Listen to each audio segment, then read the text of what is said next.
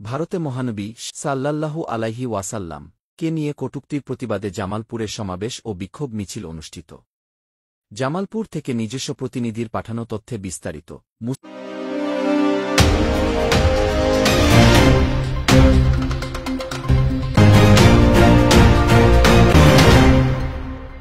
মুসলমানদের হৃদয়ের স্পন্দন প্রিয় নবী হযরত মুহাম্মদ সাল্লাল্লাহু আলাইহি ওয়াসাল্লাম কে নিয়ে ভারতীয় পুরোহিতের কটূক্তি ও ধর্মীয় অনুভূতিতে আঘাতের প্রতিবাদে জামালপুর শহরের ভিতর বিক্ষোভ মিছিলে সমাবেশ করেছে জামালপুরের সাধারণ শিক্ষার্থীবৃন্দ, উপজেলার ধর্মপ্রাণ মুসল্লিরা ও সাধারণ জনতা।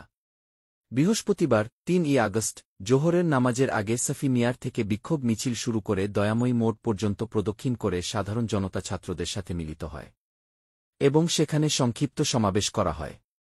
সমাবেশে ছাত্ররা বলেন, ভারতে মহানবী সাল্লাল্লাহু আলাইহি ওয়াসাল্লাম কে নিয়ে কটূক্তিকারীর ফাঁসি চাই। আমাদের নবীকে অপমান মেনে নেব না। অতিদ্রুত কটূক্তিকারীদের গ্রেফতার করতে হবে। আজ আমরা প্রতিবাদ করছি, কাল দেশের প্রতিটি ধর্মপ্রাণ মুসলমান কটূক্তির প্রতিবাদ করবে। সরকারের কাছে দাবি জানিয়ে তারা বলেন, আপনারা ক্ষমতায় আছেন, আপনারা এখনও রাষ্ট্রীয়ভাবে নিন্দা প্রকাশ করেনি। ভারতের বিরুদ্ধে রাষ্ট্রীয় প্রতিবাদ জানাতে হবে। আমরা ছাড় দেব না। তারা বিগত ১৭ বছর বাংলাদেশকে ভারতের অঙ্গরাজ্য বানানোর ষড়যন্ত্র করে এসেছে।